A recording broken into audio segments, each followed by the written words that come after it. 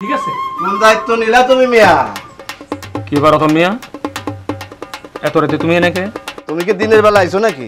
আমি যখনই আসি আমার একটা গুরুত্বপূর্ণ আলাপ ছিল, এই জন্য চাচির সাথে আলাপ করতে আসছি। তোমার কোনো গুরুত্বপূর্ণ আলাপ করতে হবে না। চাচি, আপনার আমি একটা কথা কই, আপনি বিয়ার ব্যবস্থা করে সুন্দর আমি বিয়া করব। কি? এই মিয়া, তোমার মাথা ঠিক আছে? মাথা খারাপ হোক কি জন্য? সুন্দরীর আমি ভালোবাসি, সুন্দরী আমারে ভালোবাসে, কাজে বিয়া হবে। এই তুমি সুন্দরী বিয়ে করতে চাও? তোমার বয়স কত আর সুন্দরীর বয়স কত? হ্যাঁ, পার্থক্যটা কত চিন্তা করছো? বয়স দিয়ে কি হইব বিয়া? কম বেশি বয়সে বিয়া হয় না? চাচি কি কর? এই সুন্দরী, এই এই সে আমারে সুন্দরী, তুমি আমারে ভালোবাসো না? বাবা তো আস্তাগফিরুল্লাহ, এইটা আপনি কি বলতেছেন রতন ভাই? আসলে আপনার আমার ভাই ডাকাই ভুল হয়েছে, আপনার চাচা ডাকা দরকার আছে। আপনি এতদিন বিয়ে করেন নাই বলে আপনার ভাই ডাকছি, চাচা ডাকি নাই। আপনি যদি ঠিক বয়সে বিয়ে করতেন তাহলে আমার বয়সে একটা মাইয়া ডাকতো। এবার বুঝছো তো? শোনো রতন মিয়া, এত বেশি পাগলামি করো না। এই কারণেই এত বয়স হয়েছে, এখনো পর্যন্ত তোমার বিয়ে হয় না, বুঝছো? আরেকটা কথা, সুন্দরীর বিয়ের ব্যবস্থা আমরা করে ফেলাইছি। তুমি বিয়া করতেছো নাকি? ওই কি? আরে ওরা আমার বোনের মতো। ওর পাত্রকে জানো? কে? পাত্র হলো যে আমাদের গ্রামের লজিং মাস্টার সাতারগো বাড়িতে থাকে, রশিদ। রশিদের সাথে ওর বিয়ে ঠিক করছি। রশিদ? হ্যাঁ, রশিদ তো ভালো ছেলে, আমার কোনো আপত্তি নেই। আলহামদুলিল্লাহ। চাচি, আপনি কোনো চিন্তা করবেন না, রশিদের সাথে তাহলে বিয়া হোক, আমি এই বিয়ার দায় দায়িত্ব নিলাম। আলহামদুলিল্লাহ, এতদিন পর আঙ্গুর রতন মেয়ের একটা সুমতি হয়েছে। যাক, এই রশিদ মেয়ের ধরতে হবে, ভোরবেলা আসে আবার গ্রাম ছাড়বো। ওকে, হ্যাঁ চলো যাই। আরে চলো যাই। চাচি সব ঠিকঠাক কিন্তু, আপনি কোনো টেনশন করেন না। চলো চলো চলো চলো। তুমি আমার জন্য 2টা বছর অপেক্ষা করবা, আমি টাকা পয়সা নিয়ে আইসা তোমারে আমার ঘরে তুলে নেব। আমার জন্য কথা দাও। চণ্ডীদাস রজকিনীর জন্য 40টা বছর অপেক্ষা করছে বর্ষি পালায়া, তুমি আমার কথা দাও। তুমি এই 2 বছরের মধ্যে কারো লোকে ফুটতে যাইবে না, ওই আগের হাত ধইরা।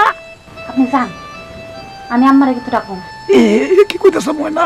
আমি তোমার জন্য দেখো ব্যায়াম করার জন্য এই জায়গায় চলে আইছি, তুই একটু বাইরে আসে, একটা কথা কই। আমি আম্মারে ডাকুন? না না, আমার না, তুমি আমার কথা শোনো, একটু একটু বাইরে আসো। মা, মা।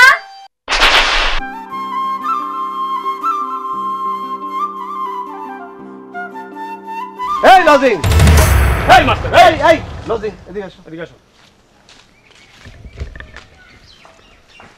তুমি এখনো যাও নাই? তোমার না আগে যাইতে গেছিলাম। ভাইয়া, রাতে বই পড়তে পড়তে কখন ঘুমিয়ে গেছি নিজেও বুঝতে পারিনি।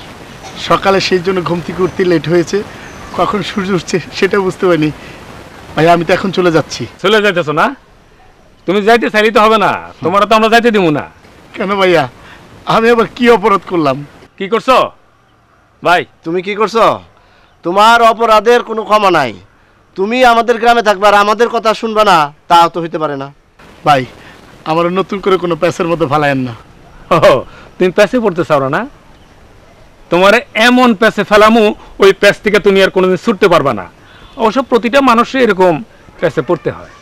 ভাইয়া, আমার অপরাধটা কি সেটাই তো বুঝতে পারলাম না। তোমার কি অপরাধ এখনই বুঝতে পারবা। এই সুন্দরী, এদিকে আসো। আসো। এই সুন্দরীর সাথে আজকে তোমার বিয়া। শোনো মাস্টার, চাচির সাথে কথা হয়েছে, বুঝছো? চাচি তোমার খুব পছন্দ করে, সুন্দরীও তোমার পছন্দ করে, এটা বুঝছি, কিন্তু তোমার তো মিয়া সাহস না মিয়া।